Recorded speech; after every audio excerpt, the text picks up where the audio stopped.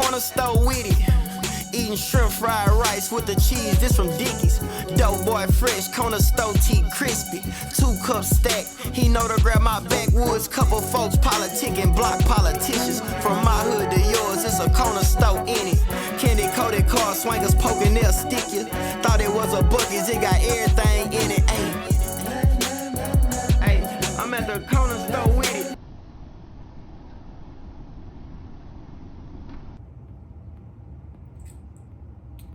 All right, I want to welcome everybody to the 409 podcast. This is episode 1, part 1. You know what I'm saying? I want to start my 409 podcast off with a Beaumont legend, you know, a legend of the 409. If you knew anything about basketball in Beaumont from the late 90s to the present, you had to go through this man right here, Mr. Stacy Lewis.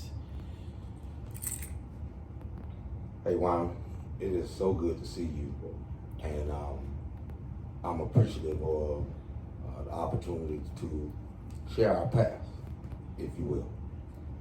No problem. It's good to see you too. So I'm gonna start off with what brought you to Beaumont, Texas? Because I know you're not originally from Beaumont. So what brought you to Beaumont, Texas? I left. I was in the Army. You know, after leaving Florida, obviously I was born and raised in Florida, and I joined the Army and got stationed, situated at Fort Polk, Louisiana, which is 100 miles, I would say, southeast of Beaumont. Friends of mine that was their weekend haunt, or any time that they had an opportunity to get away, they would keep telling me about Beaumont. You need to go to Beaumont. So at the time, we weren't in the digital age. They would come with Polaroids. They had pretty, bright women, good hair, and all this old kind of stuff. And so I tried it out, and it stuck. I actually met my wife in what is still Parkdale Mall, and 33 and some years later, you know, I'm still there. Well, I'm glad you came to Beaumont, because we probably would have never met if you didn't come to Beaumont. So the way we met was me coming up to the rec and playing basketball. I remember I came up there one time while I was still in the Navy. I think it was like might have been late 97, somewhere in that era.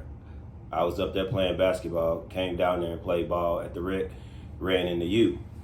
So let's take a step back, because I'm from Beaumont, grew up in Beaumont, went to Our Mother Mercy, South Park Middle School, Westbrook High School, Lamar University. You can't get much more Beaumont than that.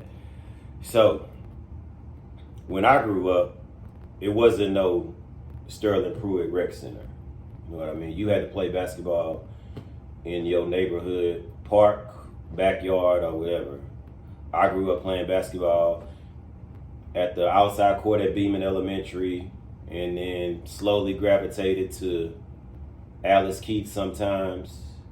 Then when we go to church, play at Liberia Park. At my uncle's house, we go to Sprout Park and play. That's how it was in Beaumont back then. You played at the park in your neighborhood, you know. But then when I came back, they opened up the rec, Sterling Pruitt. And it was a place where everybody from all parts of the town could come and play, you know. So tell me, what was the city's reasoning for building the rec? To my understanding, and the best way to explain this, that crime was at an all-time high. And this is what my gathering was, 92 to 94 era gang was just rampant. It was really, really serious business. You know, the lines were drawn between red and blue, Crips and Bloods. And so there were some programs that we started with prior to constructing the Pruitt Center. And one of those, what we call was RAP, Rap for Youth. And it was Recreation Athletic Program. And I want you to understand, I got into this business volunteering with kids. Right. That I saw a need, just some structure in some different places. So it was broken down into, I had Bowie, which is May Jones Clark now. Mark Durden, he had Dunbar Elementary. Coach Sweat, he had South Park. Joe Battle, he had Crockett, and the late coach, and Joe's going on to be with the Lord as well, but the late coach Vernon Grant, he had Martin Elementary. And so those were pretty much like neighborhood or divisions, and that where kids congregated, and we broke it down into having basketball teams that we put a tournament together to somewhat, well, we had a league first, and then had a tournament at the end of the year where we would try to do something to deter some of the nonsense that was going on. So that was the ideology of doing some organizing. On the heels of that, the Pruitt Center was built. The construction of it started like in '94. We opened the doors June 5th of 1995. And, the rest, took on for whatever it was. But again, the challenges were, for me, being an outsider, if you will. I'm not from Beaumont, Texas, but that is my home now. And I love it. I wouldn't want to be anywhere else. But those were some of the challenges. Hey, who is this cat?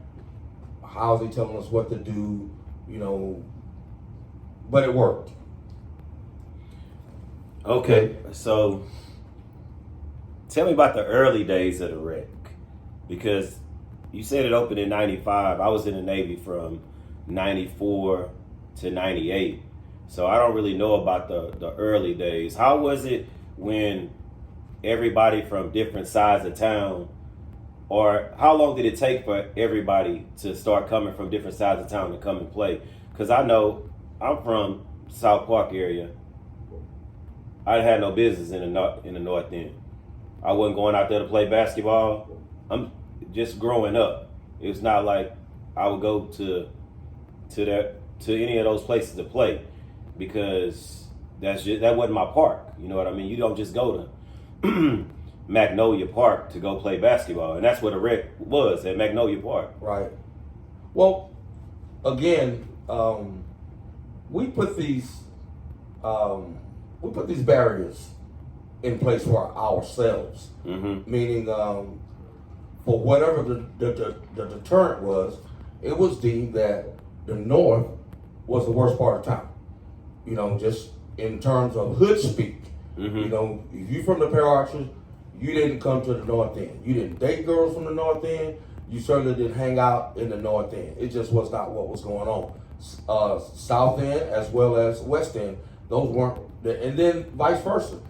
North End guys didn't frequent those other three wards.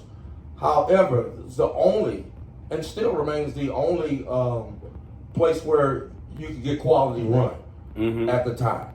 But the kicker for me in terms of the integration of the four wards of the city was that I already had a jump start on what they would deem the worst in the town. But it was the North. Yeah. I've never known anything much more than the North, right? So me already operating, leading, organizing, sharing, gaining trust from kids from the 03, speaking 77703, that zip code, they knew me, they trusted me. So we've already got these guys lined up and, moving in a certain direction. When you guys integrated from other parts of town, if we've already got the booger man under control, everyone else would seemingly follow suit. And if not, it was some things that were in place by those same kids from the North End that this is their home and you're gonna respect it. And so, and this is, for lack of a better term, this is dad, this this coach. This is what he said. This is how he's put it out. Okay, y'all gonna respect what he's putting out. And so I was able to use some of that psychology, if you would. Yeah, and I mean, I understand that now, but because I worked in the North End for a lot of years, you know, my second job when I got out the Navy was an after-school program at Martin Elementary. And then that same summer, I worked at the pool. Right. At Magnolia Pool, Big Mac. And then I worked at Big Mac for 2 years. And then when I graduated from Lamar, my first job was at Smith Middle School. Yes, sir. So, you can't get much North End than that. It doesn't get Martin Elementary, Big Mac Pool, Smith Middle School. That all echoes right. North End. And from those times I worked in them places, I would see people that I played basketball in the rec with, and some of their kids end up going to being my students. So, but Beaumont is, what's the best way to describe it? It's divided up, you know, and people pretty much stay on their side of town until the Sterling Pruitt Center opened. That opened it up for let me take that back. It was certain parks that everybody could go play at. Like, everybody could go play at Rogers. Right. Everybody could go play at the complex. Those were deemed neutral places where everybody could play at. Safe zones. Yes. Everybody couldn't go play at Magnolia Park. Everybody can't go play at Piccadilly. I don't even know what's the real name of Piccadilly Park. Piccadilly. Behind Target. Right. Piccadilly. That's Piccadilly, and then the other park is Halbooty. Right. So that would be Piccadilly. Right. You just can't drive up to Piccadilly and go play. No. No, you can't do that. And you can't go to some parks on the avenues. You can't go play there. You know, it wasn't safe. You just wouldn't feel safe, and you probably never get picked up on the court. So but the rec, when it opened, you could drive up and play, and it wasn't a big deal. It was fine because of the safe place that you made it at that time. So my next question is,